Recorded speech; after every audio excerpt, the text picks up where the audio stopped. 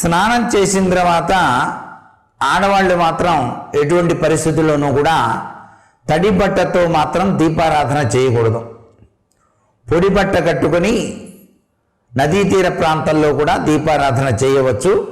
లేక ప్రతిరోజు కూడాను ఇంటి దగ్గర ఉదయం సాయం సంధ్యా సమయంలో కనుక దీపారాధన చేసినట్లయితే విశిష్టవంతమైనటువంటి అభివృద్ధి ఆ గృహానికి, ఆ వంశానికి, ఆ కుటుంబానికి కలిగింపచేస్తాడు పరమేశ్వరుడు.